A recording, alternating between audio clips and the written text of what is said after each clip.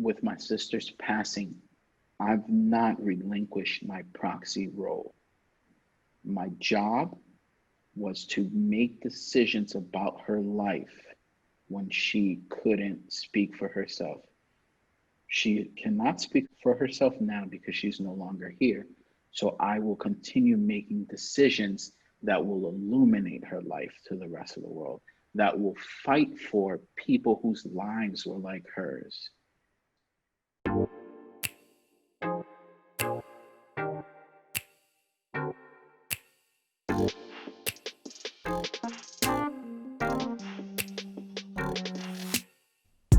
Welcome to Black Cancer.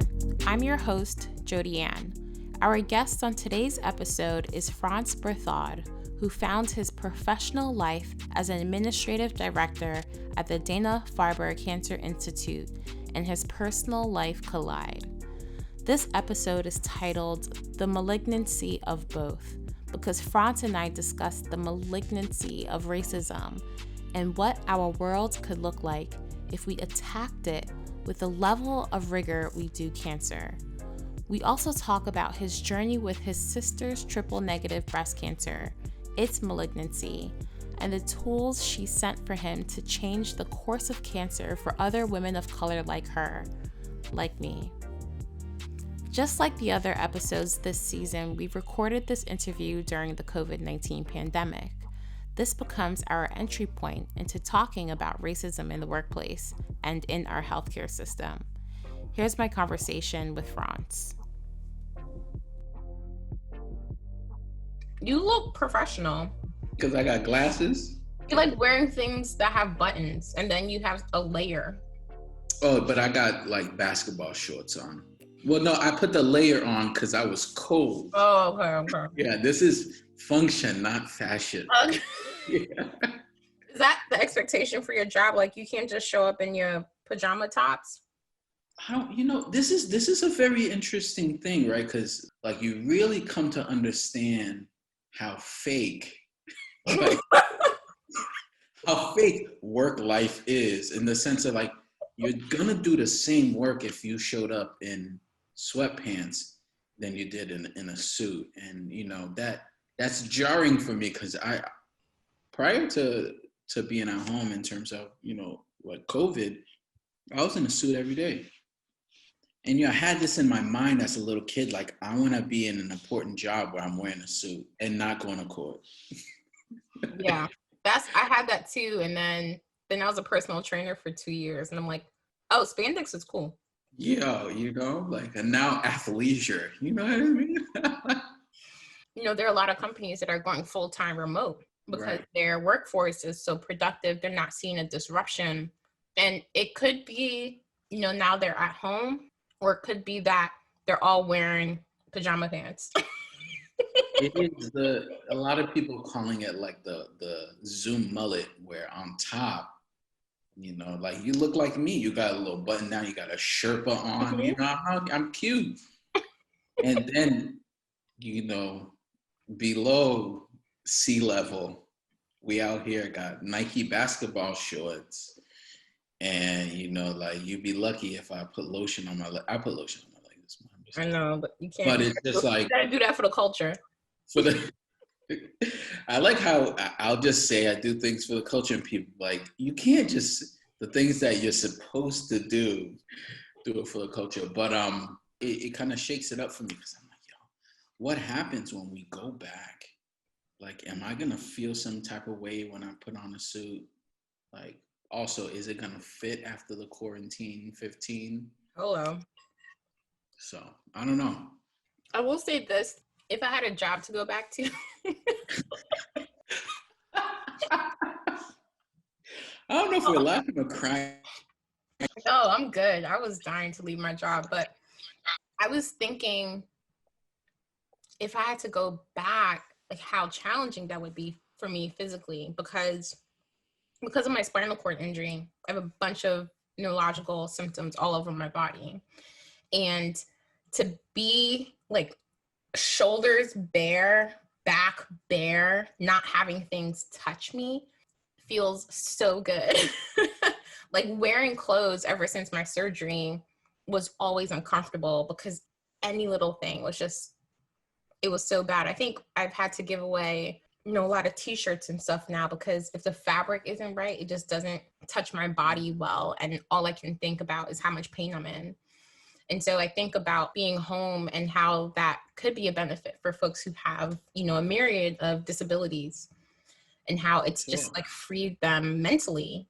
Like I actually can focus more on my work because I don't have to be in this thing that's so uncomfortable or try to perform ableness, in a lot of different ways that just takes up so much mental space. And that's the thing. It's like less about why home is so comfortable and more why is being at work so uncomfortable. Right now, diversity, inclusion, equity, people are like, we want you to show up to work as you are. We want you to show up to work as your full self. I'm like, no, you don't. No, you don't. No, you don't. But this is the thing is, we're not actually allowed to fully show up as ourselves because human beings, we are flawed. Oh, yeah. And they don't want that part. So it's like, I want you to show up, wear this suit, wear this is the uniform, whether it is explicitly stated or not. You look across, what everyone else is wearing, you're like, okay, if this is how I'm supposed to dress, this is how I'm supposed to show up. This is the verbal cues, and to your point, that is exhausting because you are not being yourself. We're talking, people are at work maybe 40 hours a week. I think a lot of people are working more than they have prior to. Trying to delineate between your work day and your rest of your day is super hard. And so even like you're home and then you're feeling like you gotta show up as somebody else. And I'm like, yo, I'm home. Yep. Again, I'm wearing basketball shorts. I am home.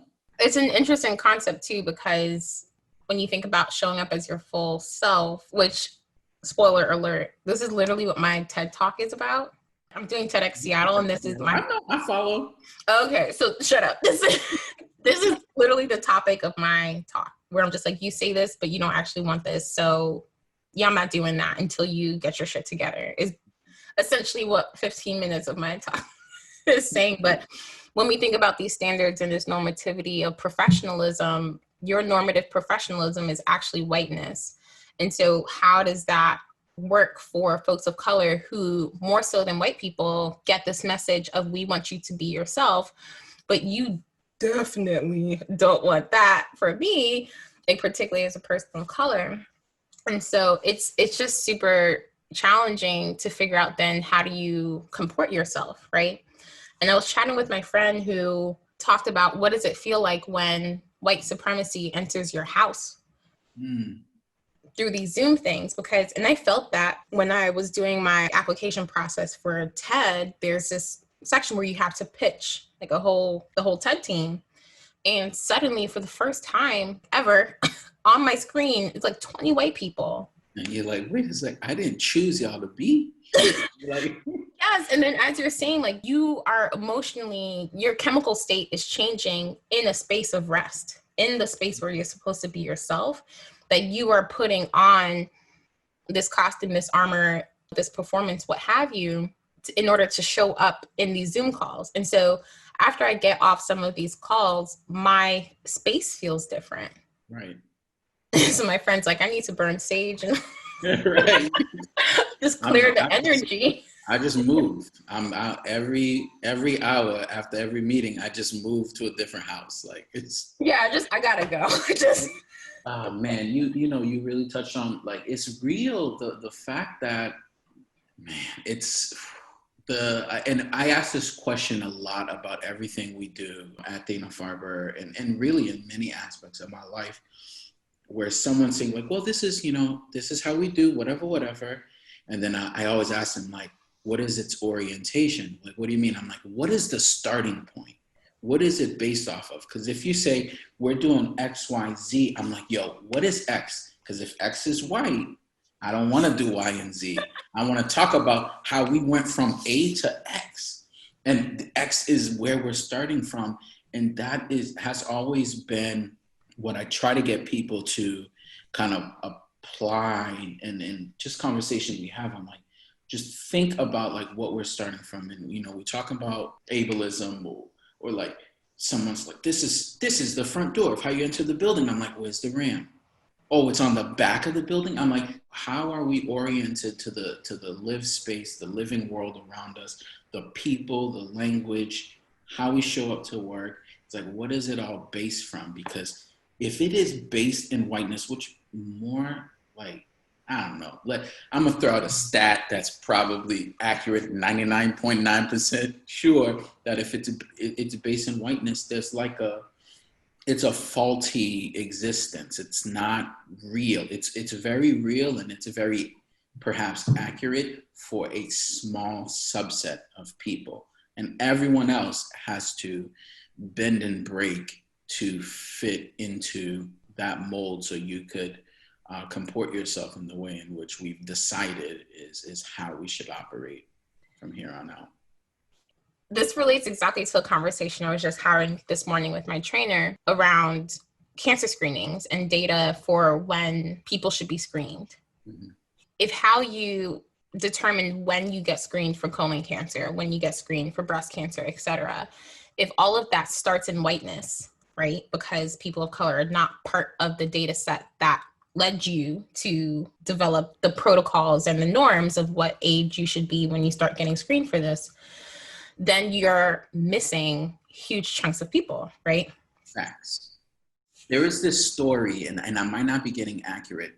So Gleevec is it's used in multiple myeloma, which is a blood cancer. It's been one of the biggest successes in all of like cancer treatment. People are like, yo, Gleevec.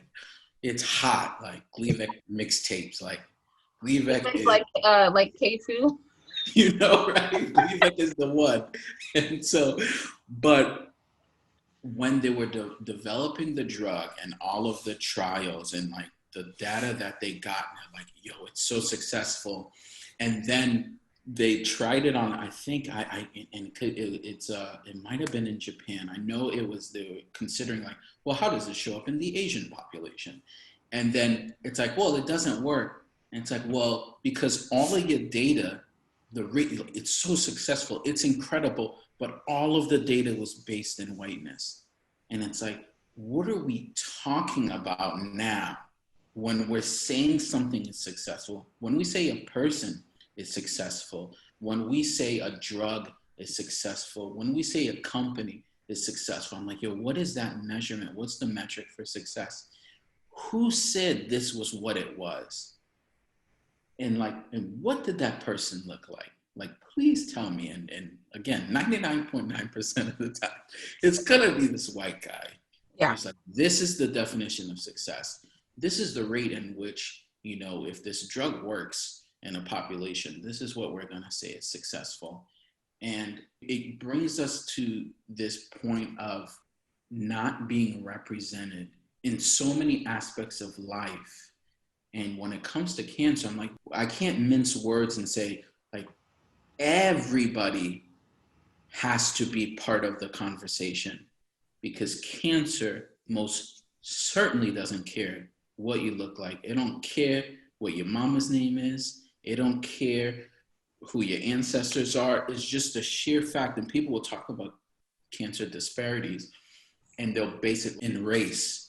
And, you know, I push the conversation that, like, we're not talking about race, we're talking about racism, because your race does not determine if you have cancer or not, or like, but racism will determine if you die from it faster than someone else that doesn't look like you.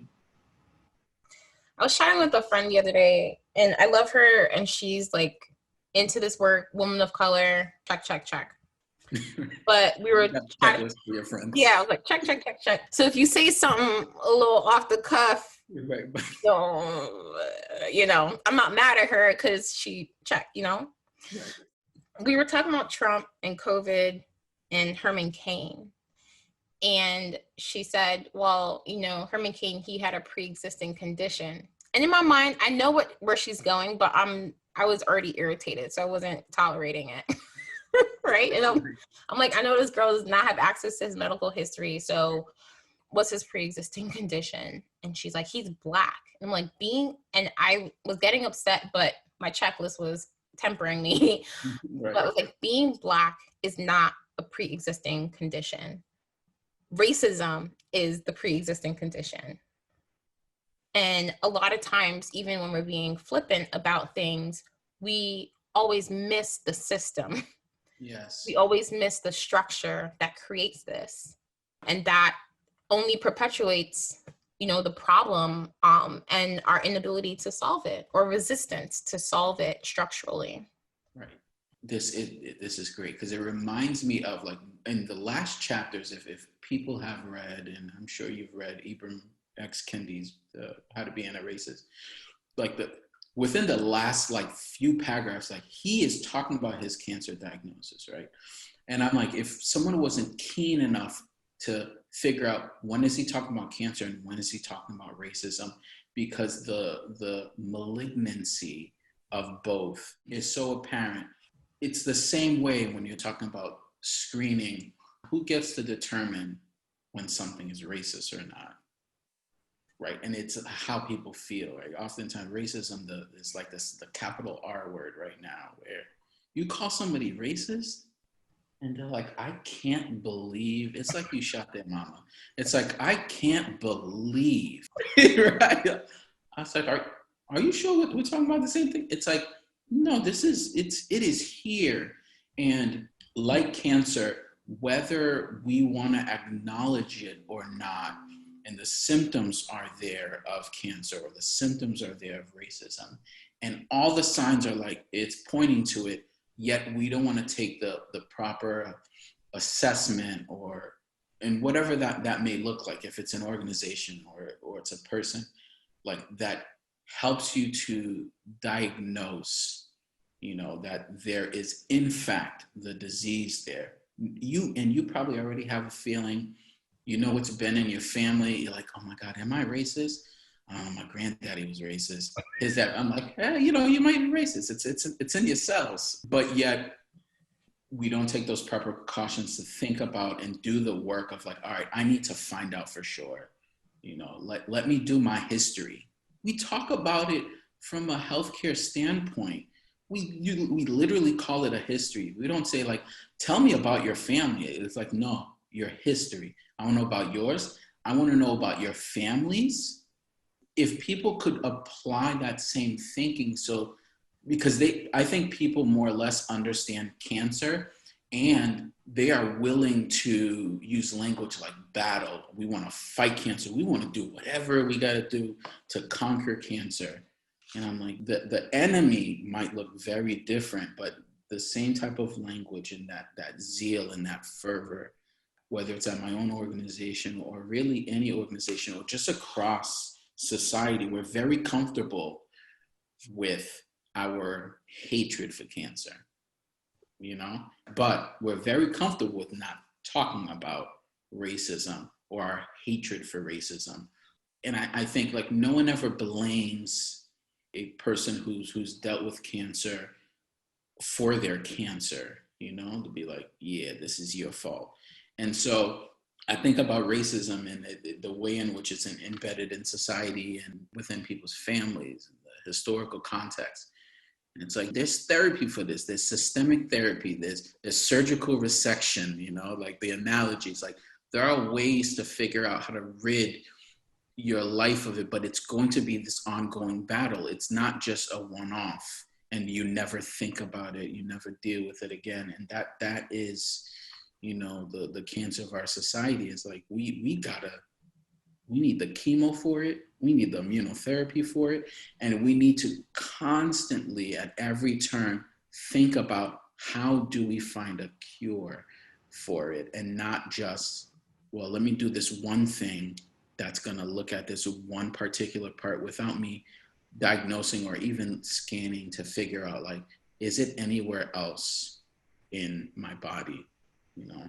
And I don't know that people got ribbons and they'll do walks and marches, like, when it comes to cancer. And I'm like, yes, people, it's touched my life significantly as well. But imagine the intersectionality of you are Black and you've battled cancer. Like, look, it's going to be Black Lives Matter, and we're going to have some pink ribbons. Like we have to, there has to be space to figure out both. I think that's something that I kind of struggle with, is that fork in the road of how do we fight what might feel like two big monsters? Do you have energy to fight both? I mean, you have to, right? Because the way our society treats cancer is it's the thing that everyone's always trying to avoid. I don't want to live here because environmentally it's polluted. It'll, give me cancer. If I drink this water, it's going to give me cancer. If I drink too much coffee, it's going to give me cancer. If I stand in front of the microwave, it gives me cancer. All these small little decisions, every little part of your day, there's some study, some video, something out there, pop science or real science around, this will help you reduce your cancer risk in a lot of silly ways, but in some real ways too. And so I wonder what our society would look like if we treated racism the same way. Okay, I can't do this, I'm going to be racist. I can't do this. And every little thing of like, what our own behaviors are, but also our influence on systems. If we try to think of all these micro moments in our lives of ways that we can always be striving towards racial equity in the same way that we're always striving for a life free of cancer. And the part that trips me up too about Ibram X. Kendi's book is he wrote that book because he thought he was dying. And I wonder why Black people have to die or be afraid of dying or facing death for people to know the truth. Let me sit with that real quick. What? That's big, because a lot of people over generations have died, whether we're talking racism, whether we're talking cancer. They don't believe us. They don't believe us. You have this generational trauma, this one of the family heirloom we pass is oppression and exhaustion. It's like, you're going to get both, because this is what I went through and I got to prepare you to go through it as well. You've got, cameras on cell phones that's capturing things, and they still don't believe us when we show them. They're like, is that Photoshop? I'm like, yo, you really just saw like this person get murdered. And even in showing them and constantly showing them, and then they become desensitized. There is this there's a balance almost, and it's delicate, where we have the attention of society. We're like, yo, we got to show you this. It may be painful, but we need to show you this. And they're like, wow, this is terrible. You're seeing it cyclically over and over and over again. And they're like, wow, it's so bad, I don't want to look at it anymore. And then it's like, I just don't want to look at it anymore. And then they forget it exists. And I'm not sure, I'm honestly not sure what it will take to be believed, whether it's we're screaming at the top of our lungs that Black Lives Matter, where you have Black women in hospitals receiving less pain medication because they don't believe, or they believe that Black people have a higher threshold of pain. And it's like, what is all of this based in? The historical context of what is being passed down from generation to generation in medical school teachings, and that like people like, oh, this is what this makes sense, It's like, yeah, we, and for kidney function tests, we always factor in for is the patient Black? Okay, you're gonna need to multiply by blah, blah. I'm like, what? People got different kidney. Oh. I'm scared. No, the thing is, like, it's so wild that there are so many things that we do in medicine that's based in like faulty medicine that was done during the enslavement of Africans, and that we've just carried on. Like, for me, I think those particular things, it's like no one ever goes back to like double check. They know I'm like, yo, ain't nobody doing a word check on this, you know? And I think it's, I feel like we're talking in circles, whether we're talking like what are the beginning points of everything, medical education, any tests that are being done, what is it oriented in? And if it's based on lies, like you better believe that everything from that point on was inaccurate. And that's wild to say. Wild. And that's exactly what you're talking about. Like, if we're doing XYZ, what is your X? And then also, what happened at A? Because we're carrying those things through. Double check your work, man. It is just so wild because I think that, like, for all intents and purposes, we internalize some of this stuff too, you know? Like, yes, I think all Black women are strong. Do I think they have some superhuman strength that means they shouldn't get pain medication as, you know, their white counterpart? No.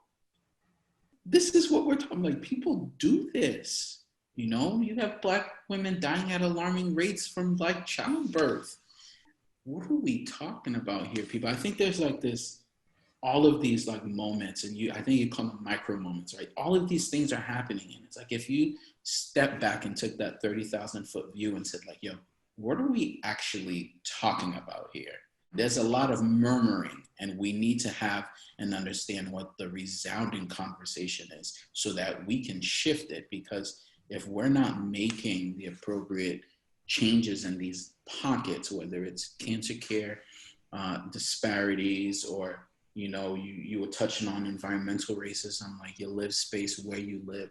If we're not talking about all of these things and how they're all aligned, and then figuring out what are we going to do about it, then what are we actually talking about?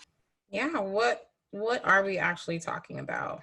Because even when I think about, you know, the strong Black woman thing, and that's something I struggle with and I do a lot of thinking and writing about, is it's just an excuse. It's just the avenue to not give us something, because you could use these stereotypes actually to help us. If you say, hey, Black women experience less pain, that could be turned in if your Black female patient is coming into your office and you ask her on a scale of 1 to 10, how much does this hurt? And she tells you a 3, it's probably a 7. And so maybe you need to rethink your approach, because her self-reporting of her pain level might be different than someone who doesn't have not only lived experiences, but a historical and ancestral trauma of having to overcome pain. And like people will ask like, well, how do we, Jodi-Ann, how do we combat that? Like, what? And I'm like, yo, imagine if that Black woman comes into her appointment and it is another Black woman sitting across from her. And like, we talk about this, calling it cultural concordance, right? Between the patient and the caregiver or the clinician. And they could look like you, they could speak the same language. Like, there is this shared understanding, and there is this opening up between the patient and the provider in a way that I think what white privilege does is, if predominant number of the clinicians are white, you don't have to think about it. You don't have to think about it. You walk in, you're like, oh, hey, boom, boom, here we go. But when you're a person of color, if you speak Spanish as your primary language, and you're like, how am I going to communicate with this person so that they understand? Because not just like, oh, do you hear me? Are you listening? Do you understand? Do you comprehend? Even reading between the lines and understanding how we care across different cultures, you know, what I'm saying and how the information might be conveyed to you, and why I have my granddaughter in the room with me, or why I have this particular person. Like, why did I bring 14 people with me for this appointment? I'm like, we are oriented in different ways by the varying cultures that we have. And so we can't expect our patients to do this, right? Kind of comport to like, well, I want you to show up. Only one person can show up with you. I'm like, I'm sorry, I run with a whole crew of family, and that's how we're doing it. And, you know, I've spoken to you in the past about my sister, and as my sister was going through her cancer treatment, I was at every appointment. My brother-in-law was at other appointment. If my other sister was able to come, like, but this is what we do. It is this the pain, the successes, everything is communal. We share it all so that when something really good happens for you, it happens for all of us. When something really bad happens to you, we share in that burden and we shoulder that pain so you don't have to do it by yourself. And I think like we have to like switch our approach and how we care for our patients and think like that. Yo, that's equity. People will talk about like, we gotta treat everyone the same. I'm like, you absolutely do not. You do not treat everybody the same because that's not fair. Yep. It's not equitable. Well, perhaps it is actually fair, right? Everybody gets $1. You know, I'm like, great.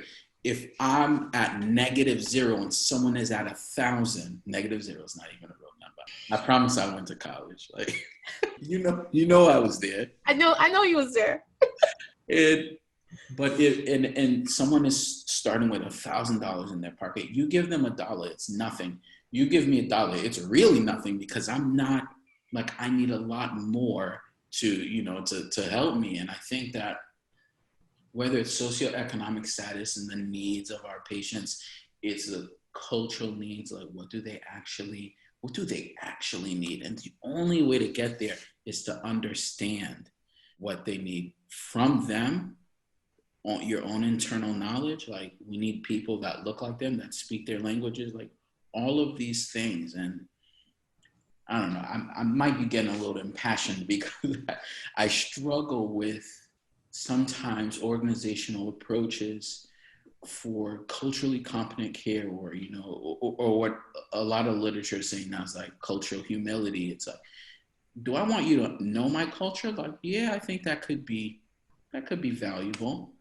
Do I want you to be humble enough to know what you don't know? Let me lead conversations. Let me help you in understanding how to care for me. I'm like, that's real. If we showed up with that humility and most of our patient and honestly human interactions, like the world might be a little bit better. Yeah, I hear that. Even structurally, how we set up our medical spaces in whiteness. I also roll deep. I roll deep to every appointment. I went to an MRI, which is a very singular experience. You tried to bring someone into the machine with you? No, actually, I did have someone in the machine room with me. She also had to get wanded and get in scrubs, and she sat there reading a book and kind of stroking my foot the whole time because I had a really bad MRI experience prior to that. But I would roll deep easily with 5 people in the waiting room for me to just go do an MRI. But I was thinking more when I went to do all my surgery consultations, when you're in those rooms, it's just set up as you're in an exam room. And so when you have 7 people trying to roll up in a room that's only set up for the doctor and the patient, it becomes an extravaganza of nurses and stuff trying to find chairs. Like, just imagine if you had a room where you knew you were going to have these conversations with patients and there was a bench. Like, oh, you see me, like you understand that people roll deep. But anyway, I was super excited to have this conversation with you because the nuances and the complexities and the orientations to cancer are just so vast. And I think, having a personal experience and also coming from the public health space is something that we both share. You're deep in the cancer stuff way more than I am. And I did not get this when we were both at Boston College, and I didn't get it until very recently, that your whole career has been in public health and specifically in cancer, right? Right. How did that happen? Going from college and having done tons of classes and, like pre-med route and thinking, gonna be a doctor, I'm patient mother, like you're gonna be a doctor, lawyer, or I'm gonna live with you for the rest of your life. I'm like, ooh, can't have the third option. So let's figure out the first two. And so definitely I'm like, okay, I'm gonna be a doctor, go down that route. And upon graduating, doing clinical research at the Dana Farber Cancer Institute and bone marrow transplant, and thinking that this is gonna help me have this robust application, like this is gonna be incredible. And I knew I loved healthcare, and I knew it'd be even meaningful of being a Black man in the healthcare space. And my thought was, I'm going to do that as a doctor, as a clinician. And I really started gaining more of an affinity of, well, how do we transform the systems? And it was more about efficiency and how we did things in the hospital space. And I loved it. I'm like, okay, what if we did this? What are the downstream effects? What if we change this? Okay, like now we're cooking, let's do this, and galvanizing people to make these changes and transformations. And I loved that piece. And so I started to think about, all right, so if what I loved about healthcare and my thought process and this vision of being a doctor was I could impact and affect so many lives, maybe in the span of a year, I might be impacting, a few hundred lives. That's amazing. And then I was like, well, if I was running the hospital, not only am I creating the environment for those doctors, nurses, NPs, PAs, kind of all the clinicians to do that miracle work and care for those, each of them hundreds of patients, but anyone who walks into this building, any patient that walks within this space, like I can transform their lives in a way that I think would be so impactful. And so just from a numbers perspective, I was like, I'll take the thousands over the few hundreds. And so I really started going down that road to becoming a healthcare administrator, and specifically going into public health. Because people say, well, you could have got your MBA in healthcare, like you could have got your MHA in healthcare. And I was like, but public health is how I am oriented to the world, right? Again, we're talking like communal. So I'm like, how can we have the greatest good for the greatest amount of people? This is back in, BC. I was a double major in philosophy. Biology was one major, philosophy was the other. We talk about utilitarianism, and it's this idea of the greatest good for the greatest amount of people. And I'm like, that's what public health is honestly all about, because you're making these systemic changes, like these big things, because you're thinking about changing the health of populations, the health of the public. And that's not just instantaneous. We're talking, we have the potential to change generational health. And the more and more I thought about that, and as my career has gone on, thinking about my Blackness in healthcare, and I've stayed in the cancer space because of personal experiences. One of my best friends battled cancer and unfortunately succumbed to cancer. And Darlene was, am I forgetting, maybe 23, died of osteosarcoma. And so at a very young age, even in my career as it was progressing, I'm like, okay, I see the impact that this particular disease has on people. Like, she's a young Dominican woman. I'm like, okay, what does her community, how do they approach her cancer diagnosis and how she received care? How did she think about herself? How did she bring herself to her appointments and how she battled it? And so I kind of stayed with it because I saw the need for someone like myself to be part of it. Like, okay, I figured out what weapon I'm really good at wielding. And now I found the fight that I think I can have an impact in, I can contribute in. I'm like, all right, so let's go. So over the years, I've just been sharpening my sword, like how do I impact cancer at an organizational level? We can go nationally, we can talk about health policy. Like I don't think there's a ceiling to how we can truly impact cancer. And for me specifically, of people of color who are battling cancer. I will not, like, that is what I'm focused on. That's what I'm passionate about.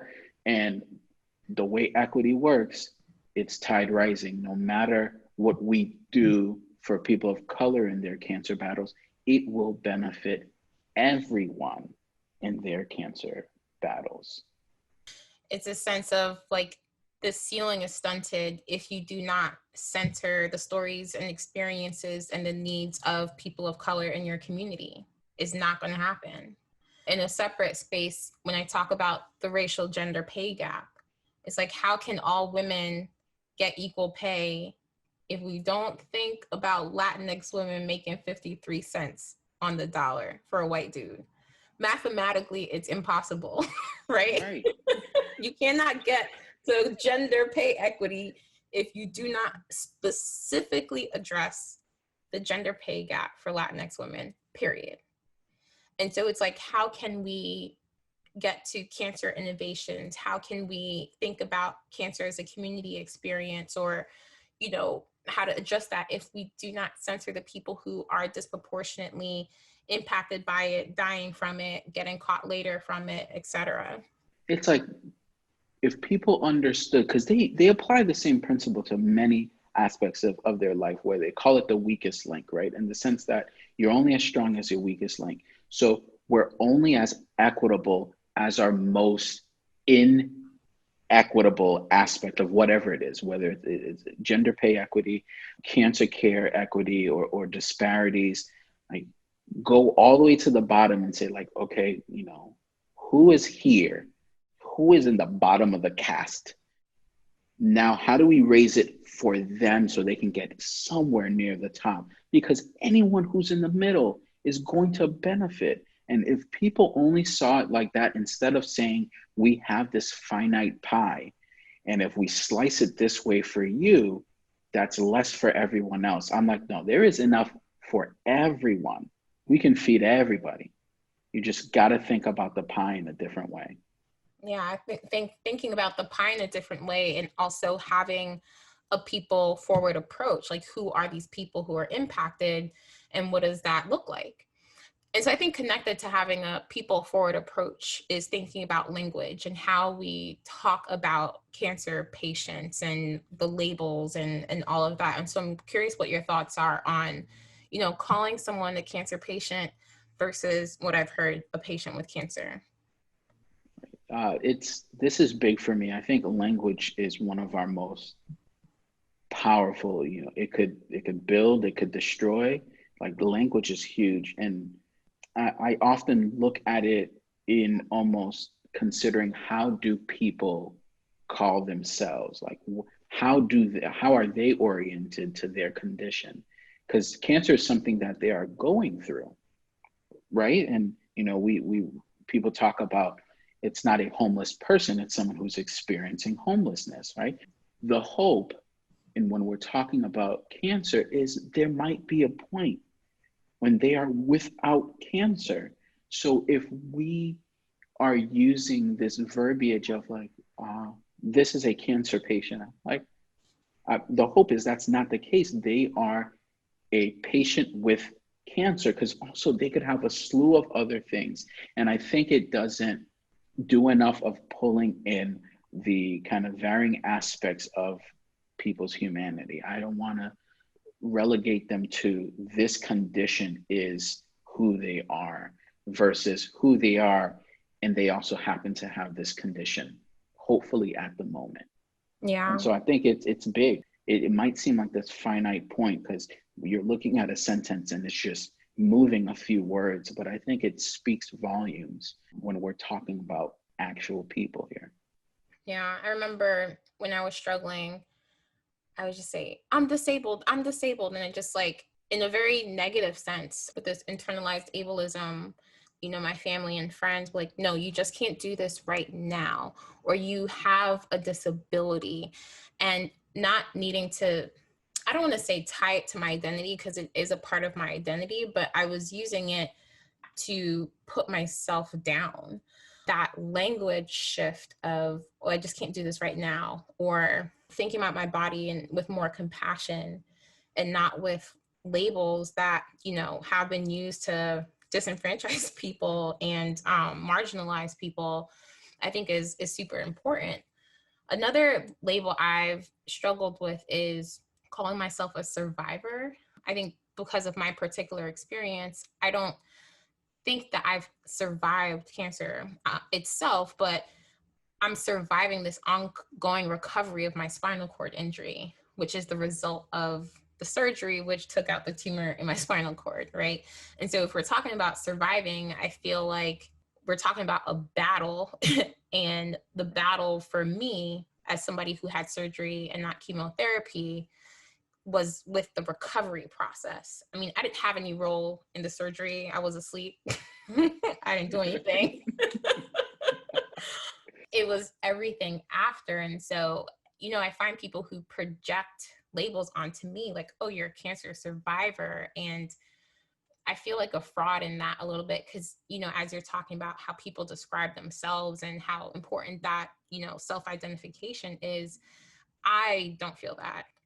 But as I'm like entering into this cancer space and you're in this cancer space a lot, I'm curious, you know, what you think about that. And, you know, particularly as you think about the cancer survivor versus cancer thriver distinction, like there are a lot of different labels for folks who had cancer and no longer have it anymore. And I think about this one a lot, you know, because I've shared with you, my sister, after her, you know, 13th month battle with triple negative breast cancer, you know, and I say succumbed, you know, to the disease. And, you know, when you read obituaries, they'll always say, you know, Morva Hilaire was survived by, and they'll say, like, enlist all of these family members.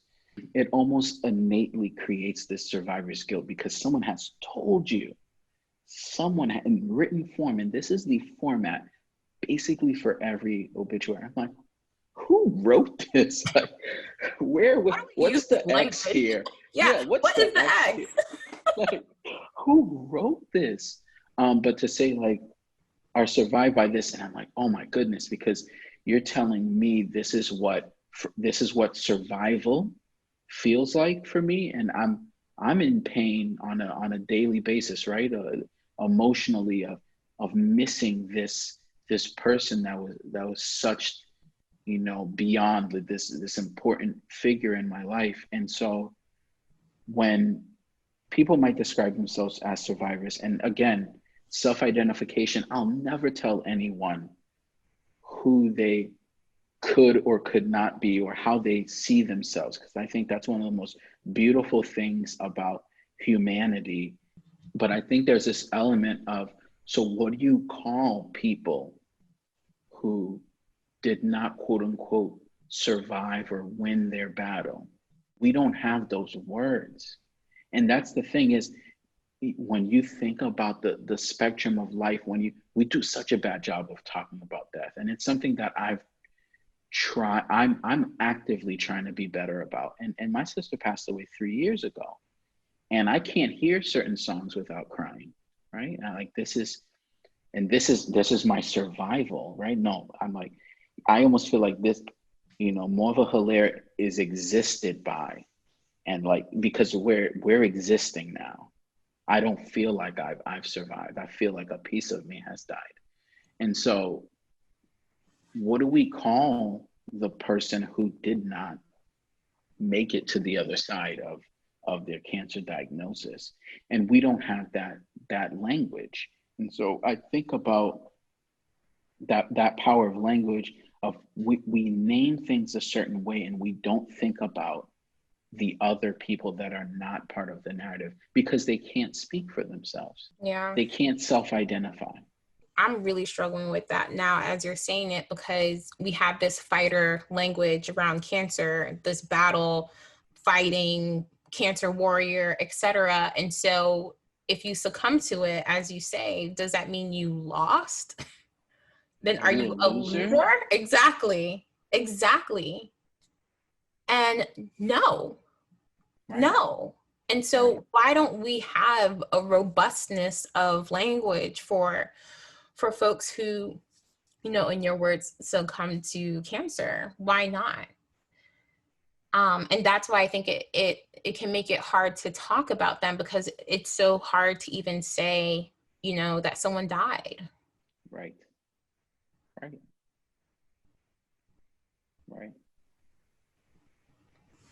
It's very hard to say those words, and yeah, and there's no language for us, the folks who are left to collect the pieces of our hearts and make something of the rest of our lives, right? And my sister was the best thing this world would have ever experienced. My daughter's 3 years old, and their crossroads of life, the beginning of life and the end of another, was a mere few months. My sister passed away in July, and my daughter was born that September. I think what brings me a sense of comfort in being the survived, if you will, or the existed, or being the ones that are here, is this feeling as if there was some sort of, like, they dapped each other up, the two celestial escalators, and they're like, oh, are you going to where I think you're going? Oh, will you bring back this message for me? If you ever have family members that find out you're going back to, like, this is very immigrant culture, back to your home country. Okay, take this back. I'm like, these are 17 suitcases. I'm like, they're not gonna let me on the plane with all this. And so I think about it in the same way that, my sister spoke to Amaya and was like, I'm gonna need you to take these things back, because I think people are looking for them, and they'll need this, and equipped her with a little bit of that magic that selfishly helps me make it through every day. And I honestly, I have to believe that's the case. And I'm someone who operates on hope, and that's what we operate on as an organization at the Dana Farber. Because if you don't have that, past that, I'm not sure, like, what else is the motivation? What else can you do?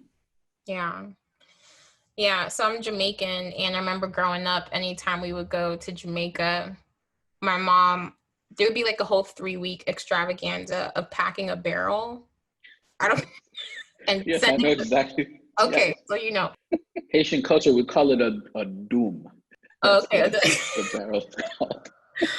So I loved packing the barrel. I literally saw them put a kitchen sink in the barrel. Like, literally, there was a kitchen sink in the barrel. And so I swear to God. So that saying, they say, like, everything but the kitchen sink. They're like, no, actually, that can fit in there too.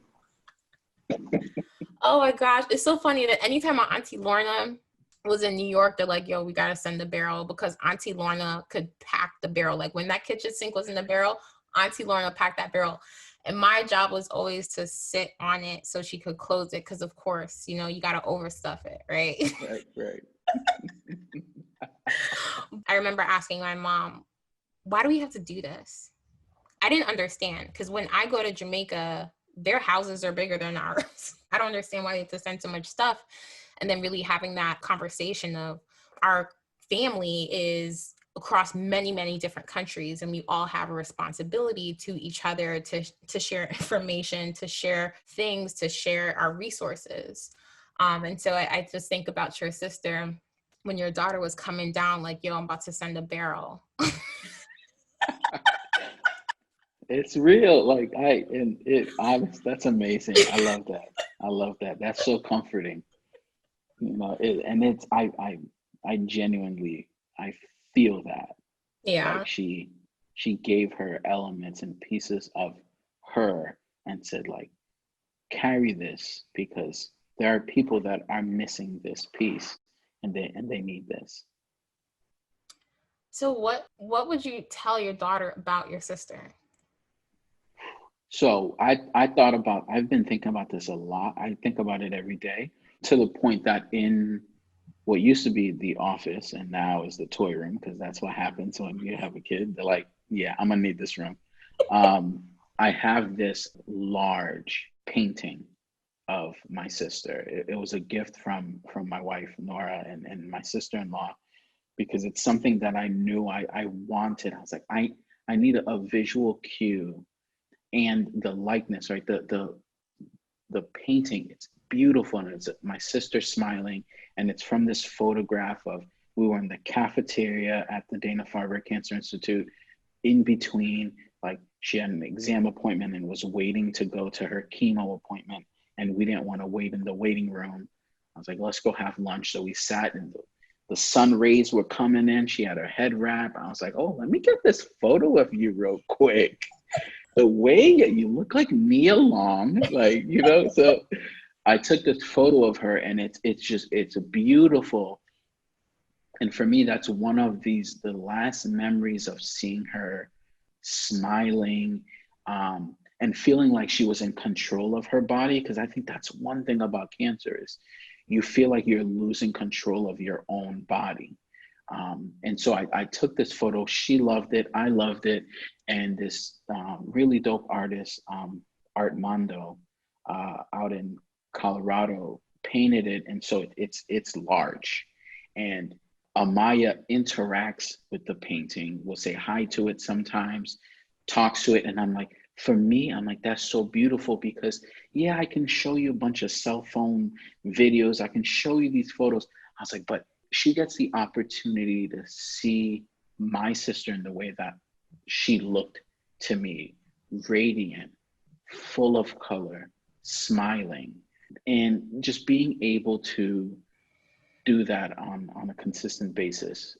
So I can say, oh, it's a visual cue for me. Let me tell you this story about this one time.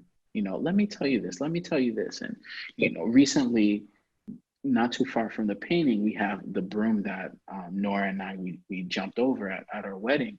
And, now that she's gaining a bit more sense of the world, she's like, why is there a broom up there? That makes no sense. You tell me it has to go in the closet. This is a place for everything. And then I got to explain. It's for the culture. That is absolutely for the culture of mine.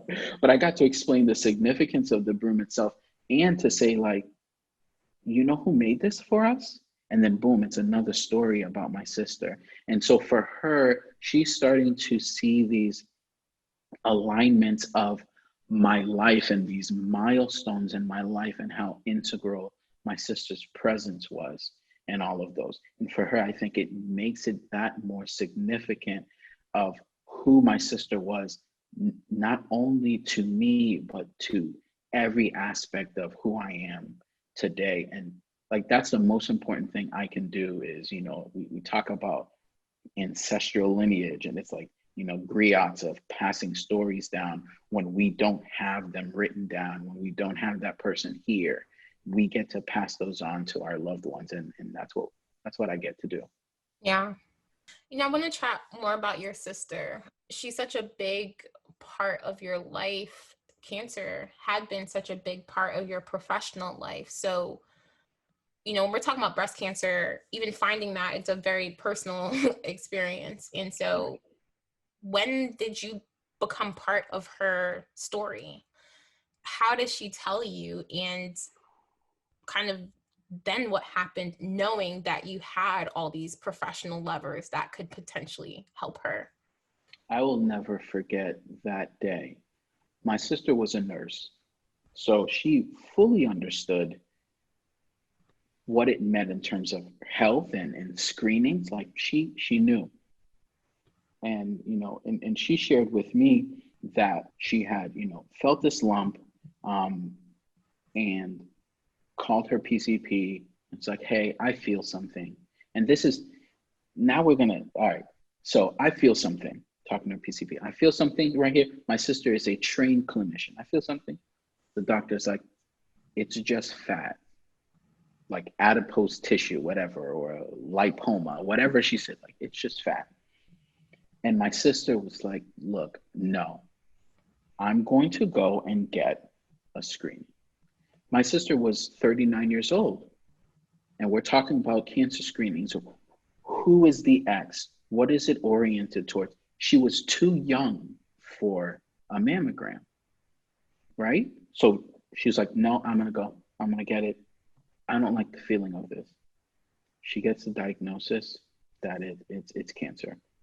She calls me and tells me as soon as that happened. I remember being at work and feeling disoriented. Like I was holding the phone in my hand and I could hear her on the other side, like, hey, hey.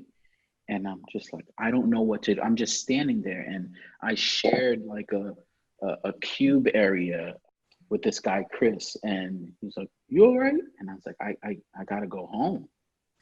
I got to go home. And I lived like, my sister and I, we lived probably about 20, 25 minutes away from each other. And I was like, I gotta go. And I just left. I left everything, just took my phone and I just booked it. You know, went to see my sister that afternoon and, you know, crying, holding each other, laughing a little bit. That's one of the things that we did too, right? Like we even found a little bit of levity. And I was like, how dare that doctor call you fat? You know, like we got to, and you know, which is most certainly one of the things I miss, but we got to, you know, it's like these ingredients. We got to add a little bit of that spice in because we knew that's what was going to help us get through this. And from there, I was like, look, I know the head of breast oncology at Dana Farber. Let me contact him and see what we can do because I want to get you the best care possible. And selfishly, I also knew it meant that I could carve out whatever time I needed in my day to go see her because we're talking, I get to walk from one building to the next. I call him up, Dr. Eric Weiner, super nice guy. And he's like, it's like, who here is, because the thing at Dana Farber, we do like really subspecialties. So you might have a doctor like, they see triple negative breast cancer. This person sees inflammatory breast cancer. I'm like, who sees triple negative breast cancer? You know, I was like, whoever it is, like, I need to contact them. I need to talk. Like, let's make this happen. He's like, don't you worry. Like, I will personally care for your sister. And, you know, that was comforting. I'm like, all right, we're talking, you know, top person in the world. So he, you know, caring for my sister. And again, I got to go to every single appointment, you know, that I was able to, but virtually all of them. And just be there with her, sit in the waiting room with her, making sure, and we're talking about the place that I work, but I'm like making sure she gets the best care possible, that, you know, we're not even waiting too long in the waiting room. I'm like, these are all the things. And again, that there was a luxury because I knew how to navigate my own organization. I knew how to navigate the cancer world and that space. And that's not true for everyone, especially not true for every person of color that walks through any organization, any cancer center. They might not have someone who's going to be there to advocate and say, why is this happening? Why are we not doing this? Whatever the case may be. You know, some people might be by themselves. I was afforded the ability to be present and do all that and to be there from beginning to end. But it was hard. It is so hard because not being able to delineate between everything that I was doing in my work world, right? I'm sitting there and we're in a meeting, we're trying to make decisions, and I'm thinking, for what? What are we talking about? My sister is dying. And, you know, to this day, I find it very difficult if I'm ever in meetings or have to see Dr. Weiner, and not because of anything he did or didn't do. You know, I think that he took exceptional care, you know, of my sister and the team. It's just the constant memory of loss, of being the survivor, and that the survivor's guilt that occurs with the reminder of seeing his face and thinking, we didn't win this battle. And that's super hard. I walk into the space, you know, I walk through the doors that she would have walked through. I see some of the people that she would have seen. I talk to some people that, might have known about her case. And I think like it's a very, very hard because then I can't quite escape that. So whether it's the pain of it, would I have a different orientation to it all? Perhaps if my sister were still here and she were, to your words, either surviving or she's thriving. But since that's not the case, my reality is this, and how I manage those emotions of walking into the building or next to the building that my sister died in. Like, it's not easy. It's not easy.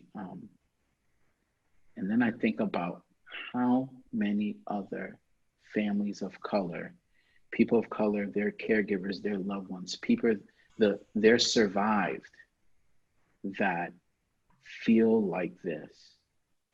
And I ask myself, Frantz, what are you going to do with those emotions?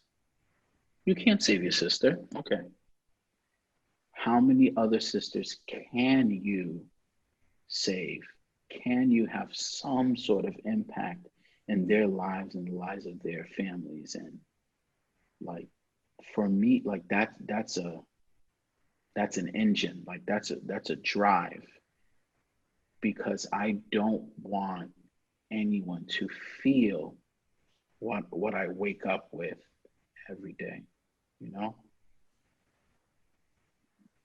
It's not easy. And so I want people to be able to experience their loved ones fully and for the remainder of their lives, because there's so much more that we got to fight for, and so many people that we have to fight for, that we need all the soldiers if we want to adopt all that war and aggression language, right? But there's so many fights out there that we need all the people that we can get. And so I don't take my work in this space lightly. For me, it is life or death, and that's why I go hard for the culture. I was my sister's healthcare proxy, and so you imagine how challenging that could be. I was maybe 31 at the time. How challenging that could be to make decisions that feel like truly life or death, and feeling like you're accountable for that. And with my sister's passing, I've not relinquished my proxy role. My job was to make decisions about her life when she couldn't speak for herself. She cannot speak for herself now because she's no longer here. So I will continue making decisions that will illuminate her life to the rest of the world, that will fight for people whose lives were like hers. So like that role, I didn't hand my badge in when she passed. I'm like, okay, where she's living her existence is on a different plane than this one, but I got to keep going. That's why she sent you that barrel, right? She sent me that barrel. There was a whole sink in it. Because with all the tools of her experience, of your passion for this, as someone who's in this community, right? Like a sister, right, Frantz? Like as another woman of color, your work is for me, for other people like me, to move away from the kind of warrior soldier language. If we think about family and community and care, I feel cared for by you, Frantz, in your work in this space. And I don't know if there's language to even express the extent of what that means. I appreciate that. But at the same time, I'm thinking about you, like, how have you felt supported? Like, how do you manage that, not just in the process of your sister's passing, but every day since? Again, right, we operate in a communal lens, and with my sister exiting the world, entered, my daughter Maya, and I feel very much supported, by someone, and I don't ever want to feel like I am giving this emotional burden to a toddler, right, who has no idea how to. I'm like, I don't know how to make you feel better, Dad. Like, that's a lot. But, she calls me Dada. Like, oh, Dada, what are you doing? But I think that her existence is so meaningful for me. And obviously my wife and then all the people who knew my sister. Like, I don't just share these memories. It's not as if my sister was only amazing to me. My niece and my nephew, her survived, who were young children when my sister passed. Like, we can share in these memories. We can all talk about these beautiful things, and that it's beautiful. And then we can joke about things that she did, funny things that she said. Because again, while every day, it's like being anti-racist. It's this active thing. While every day I get up and I think about her, and I use that to drive myself forward, and I'm actively approaching this work, and I'm like, okay, how do I make an impact? How do I push this forward? But I'm not doing it by myself, and I can't operate in this silo. It most certainly takes a community, and the fight in itself, when we're talking cancer disparities and equity and care, like, I'm not alone in that either. And for me, that's also, it's comforting, it's energizing, it's centering. It makes you feel like you're not on the outskirts of it all, and that you're right in the thick of it. Yeah. What advice do you have for someone who's lost a sibling? Talk about them. Talk about them. Talk about them. Talk about them. And damn, cry about them. I cry about my sister. I could probably say at least once a week, and I'm okay with that. There's this element for me of, I fear the day that I stop crying over her passing, because then it means I've forgotten something. I've lost all of the memories. My daughter's favorite movie is Coco. And if anyone has ever seen it, it is beautiful. It's beautifully done, and it talks about Dia de los Muertos, the Day of the Dead in the Mexican culture. And the final death for anyone who has passed on is when those who are living forget them, and they disappear. They just turn into dust and disappear. And I'm like, I think about that, because the final death for those who have passed in our real lives, right, is that point when we've forgotten what they look like. I have a magnificent and huge painting, in the other room, but these are intentional. So it's be intentional about remembering them, talk about them, cry about them, laugh, make fun of them. However you approach and were oriented to your relationship with your sibling, carry that forward. Be like, yo, you would have loved this. And like that, for me, that keeps them alive in your home, in your spirit, and all around you. And so that while they might be missing physically, that energy, that energy is somewhere. It can't just disappear, right? Like, that energy is somewhere, and I'd rather harness it and keep it around me at all times. Yeah, no, I think that's great advice, and something I hold with me for a number of different scenarios. Keeping people with you, remembering them, not losing those memories. I don't know if you remember, but a couple years ago, when I got the news that Ron Brace died, I was so torn up. You see me rolling around BC with Ron. Like, this was Right. I spent so much time with him, like my best friend, the first couple of years at BC. And I remember when I was in the hospital, I don't know. I had a lot of dreams about Ron. And when I was in the hospital, I was just feeling so down, and I was just kind of looking out at the clouds. And there was this guy in the room with me, and he said, "Oh, do you see the clouds? Well, it looks like the sun's about to come out." And I said, "Okay, whatever, bro." I'm sitting here crying, right? I'm not trying to have this conversation with you. Then a nurse comes in and she says, "Ronnie, are you ready to go?" And I nearly fell out. Right. I nearly fell out. And I said, "Okay, I'll look at the sun coming out now. Okay, I You're got like, it, okay, Ron." I got it, Ron, you know. my bad. Yeah. Bad. And I even though he and I had lost touch over the years, I do try to be intentional about remembering him and understanding what that relationship meant to me. And I think that centering around intentions with that remembrance process is so important and so invaluable. And thank you so much for uplifting that. Sure. Thank you.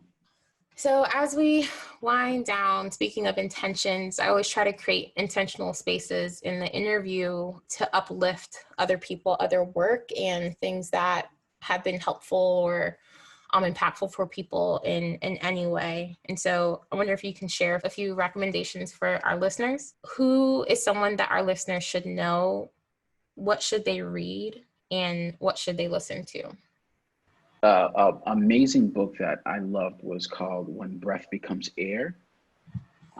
And the reason why I thought that book was really beautiful was the perspective of the person who wrote the book was battling cancer, and he was I think he was a neurosurgeon, if I'm correct. And I think about this book specifically because of its intersection of what you think you know, and then what happens when you have to experience it. And so even in my cancer journey now, right, it's like, oh, what I think I know about cancer, and then what it feels like when it is next door, when cancer is knocking at your bedroom door, like, hey, you inside? And I think like for me that was pivotal in understanding that. Because it's a very humbling experience to think you know everything and then have to learn the hard way. Something to listen to, other than, voice messages, videos of your loved one, if you have them, if you're lucky enough to have them, which I have some. My sister would call me. For some reason, she loved calling and singing Lionel Richie, I just call to say I love you. And I'm like, okay, so I have those, keeping them in the cloud so that I don't ever lose them. But something to listen to. I think I listen to a lot of songs and music that my sister loved, and then and songs that remind me of her. There is this beautiful song that reminds me very much of her by Michelle Featherstone.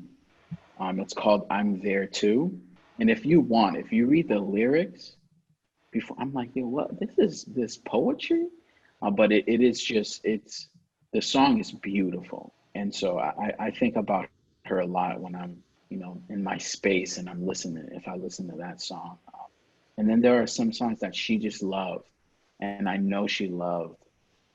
One of the things that now I'm gonna just sit here and wax poetic about my love for my sister. But when she started her cancer treatment, every month I made her a new mix CD, like her mixtape, and I would just put like songs that I think would help either energize her, or songs that I think I'm like, yo, I want you to sit with this diagnosis. I want you to like listen to this. Songs that would uplift her. Each mixtape had a theme. Like I put a lot of thought and love and attention into it. And because I gave her all of those and I have all of them I created like the similar, like the playlist and like Spotify of all the songs that I put on CD for her. I feel like we're listening to the same song sometimes, and that's comforting for me. So I'll listen to music. Michelle Featherstone, I'm there too. And and listen to your heart. I mean, a little bit of advice, like feel all of those emotions. It's so important. Feel them, let them work through you, like water. Drink it, let it go down, and then when it's time to expel it from your body, do that. But feel them. You have like a little bit more time because I want to ask you a question about that. Of course. Just thinking about being able to be in your feelings and feel those feelings and have these remembrance processes and rituals and artifacts, if you will. And doing that as a Black dude, right? Like, right. We don't have a lot of space in our culture, and thus we internalize not having a lot of space in our culture for Black men to be emotional. What do you think about that? I'm no martyr in any way, right? And I it's not as if I figured out how to deal with my emotions better than any other person. But I've normalized and I've made it acceptable for myself to feel, because I think about my nephew, right? The son of my sister who passed, and I'm like, you need to know it's okay to be sad, Noah. You're gonna miss her, and it's okay to miss her. But I'm like, how can I say it without allowing myself to believe those same words? How can I comfort him if I'm not enabling myself to be comforted? So I think about that as an example, of doing that for myself, and how healing it is for me to be in touch with my emotions, and what that might mean for any other person, so that it gives, we don't even give each other permission to feel. And it starts with that. I'm going to give myself permission so that other people, whether they want to give themselves permission from that, or if they want to approach me and say, like, can I talk to you about something I've been experiencing or I've been feeling, and letting that window be open and just keeping it cracked open for anyone to be able to poke their head through and say, can I just talk to you about something that I've been dealing with? Because I've been so open in what I've been dealing with. But it's not easy. And I didn't, this didn't come last night, this epiphany of my life, right? It takes a lot, and it takes a lot of people, in therapy. I ain't even gonna lie to you. Like, therapy is huge. People, Oh yeah. you go see a doctor once a year, you go see your dentist once a year to make sure your oral health and your physical health, everything, like, oh, you got the physical, you're good to go. But like, we don't even see for our mental health a professional once a year, just to say like, hey, I think I'm good. Let's just take a quick peek at this. You know what I mean? And so just normalizing that in language, like saying these words out loud, therapy, letting people hear it, talking about it, and sharing those experiences. I think that when people trust you or they believe you, then when you say these things like, hey, yo, therapy works, they might be like, you know what? Because you said it, let me take a look. Let me see what this is all about. And giving them that permission to be curious, and to be open about it. Yeah. Who's someone our listeners should know? Man, Dr. Bernard Tyson, may he rest in peace, from Kaiser Permanente, who passed away recently. When I think about my career and the intersections of being and wanting to be a leader in the healthcare space, and who he was and what he stood for, and getting to the point and the peak in his career of where he was, and still was like, I know I lead this entire thing. I'm going to let you know how important it is that Black people are at the center. I'm going to talk about all of this. I'm going to bake it into the entirety of this health system, right? Kaiser Permanente opened a medical school recently, and they named it after him. And the thought is, we're going to teach medical students how to care about the health of the public, how to care about how you approach, caring for people of all differences. And so his passing, I was like, damn, that was, for me, I'm like, okay, I have a tough time finding mentors, in my field. And for me, he didn't know it. I never met him before, right? But it's the same thing. It's like, I'm rooting for everybody that's Black. And I was like, oh, all right, I'm with you. And so just seeing his career and how he went about it, and trying to think about my own of, your professional and your personal life and the intersections of that. Like, how do I make sure that what I care about shows up in how I care for people, how I conduct myself in my work, and what my career span looks like. So yeah, Dr. Bernard Tyson. I did not know about him, so I definitely have my marching orders to learn about his life and his legacy and the work that he was doing around public health and healthcare. So, Dan, that's a great recommendation. Thank you. And thank you for doing this, Frantz. I really appreciate that you reached out about this project.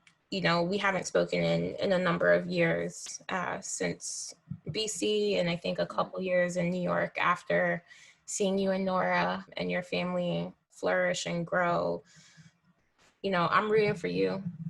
I'm rooting for you and your work, and to just be connected to you in this new way.